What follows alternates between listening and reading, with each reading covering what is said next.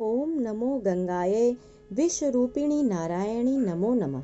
जय सिया राम। आपके अपने चैनल धार्मिक कथाएं में एक बार फिर से आप सभी का बहुत बहुत स्वागत है। हमारे सनातन धर्म में गंगा नदी को सबसे पवित्र नदी बताया गया है।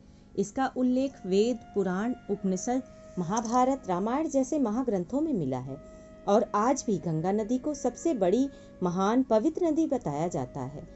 कहते हैं कि गंगा नदी में स्नान करने से मनुष्य के समस्त पाप नष्ट हो जाते हैं और उसे मुक्ति प्राप्त हो जाती है। इसलिए इस नदी को शास्त्रों में मोक्षदायिनी नदी भी कहा गया है। हिंदू पंचांग के अनुसार प्रत्येक वर्ष वैशाख महीने के शुक्ल पक्ष की सप्तमी तिथि को गंगा सप्तमी का त्योहार मनाया जाता है। तो यह गंगा सप्तमी का त्योहार कब से मनाया जाता है और क्यों मनाया जाता है, आज की अपनी इस वीडियो के माध्यम से मैं आप लोगों को आज गंगा सप्तमी के दिन गंगा सप्तमी की पौराणिक कथा का श्रवण करवाऊंगी। इसके साथ साथ इस दिन के महात्म्य का भी वर्णन करूंगी। तो वीडियो में बने रहें, वीडियो को पूरा देखें और यदि यह वीडियो आपको पसंद आए तो कृपया लाइक करें और यदि आप मेरे चैनल पर नए हैं तो चैनल को सब्सक्राइब करना ना भूलें। साथ ही बेल आइकन को भी प्रेस कर दें ताकि मेरी वीडियोस के नोटिफिकेशन आप सभी को मिलते रहें। और कमेंट बॉक्स में हर हर गंगे अवश्य लिखें। पौराणिक मान्यताओं के अनुसार गंगा सप्तमी के दिन मां गंगा में डुबकी लगाकर उगते हुए सूर्य को अर्घ देने से व्यक्ति के समस्त पाप, दुख, कष्ट, रोग आदि का निवारण हो जाता है और उसे अंत में मोक्ष की प्राप्ति होती है। हिंदू किंवदंतियों के अनुसार देवी गंगा ने इस दिन पुनर्जन्म लिया था। गंगा सप्तमी की कथा और महत्व का उल्लेख पद्म पुराण, ब्रह्म पुराण और नारद पुराण जैसे धार्मिक ग्रंथों में मिलता है। हिंदू मान्यताओं के अनुसार देवी गंगा सबसे पहले गंगा दशहरा के दिन पृथ्वी पर अवतरित हुई थी। हालांकि ऋषि जन्म ने गंगा का पानी पी लिया, लेकिन देवताओं और राजा भगीरथ द्वारा याचना किए जाने के बाद उन्होंने वैशाख शुक्ल पक्ष सप्तमी के दिन एक बार फिर गंगा को छोड़ दिया। इसलिए इस दिन को देवी गंगा के पुनर्जन्म के रूप में मनाया जाता है। इसे जह्नु सप्तमी के नाम से भी जाना जाता है। देवी गंगा का एक अन्य नाम जाह्नवी है क्योंकि वह ऋषि जह्नु की पुत्री थी। सनातन धर्म के पौराणिक ग्रंथों, काव्यों, शास्त्रों व पुराणों में उल्लेख मिलता है कि मां गंगा नदी का जन्म भगवान विष्णु जी के चरण कमलों से हुआ है।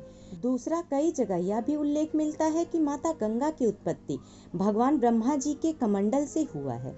मान्यताओं के अनुसार मां गंगा ने इस धरती पर पुनः कोसल नामक स्थान पर जन्म लिया था।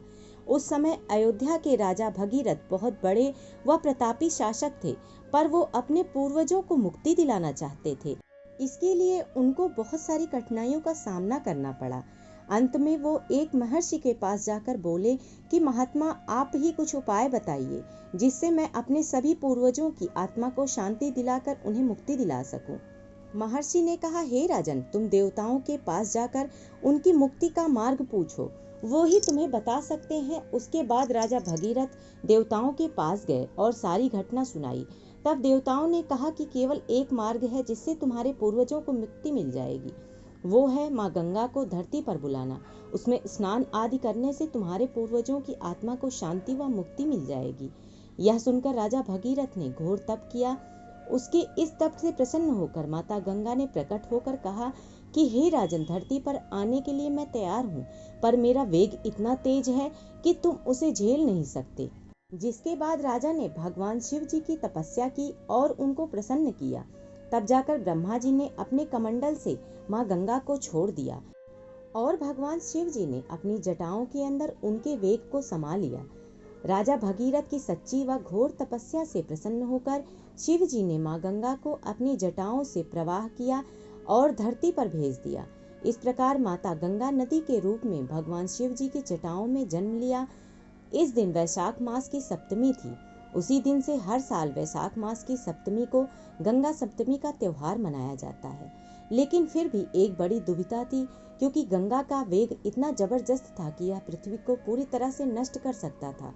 भगवान ब्रह्मा ने भगीरथ को भगवान शिव से अपने बालों से नदी को छोड़ने का अनुरोध करने के लिए कहा, क्योंकि वही एकमात्र ऐसा व्यक्ति थे जो गंगा के प्रवाह को नियंत्रित कर सकते थे। भगीरथ की भक्ति और सच्ची तपस्या के कारण भगवान शिव सहमत हुए और इस तरह गंगा ने पृथ्वी पर पुनर्जन्म लिया और उस दिन को अब गंगा सप्तमी के रूप में मनाया जाता है।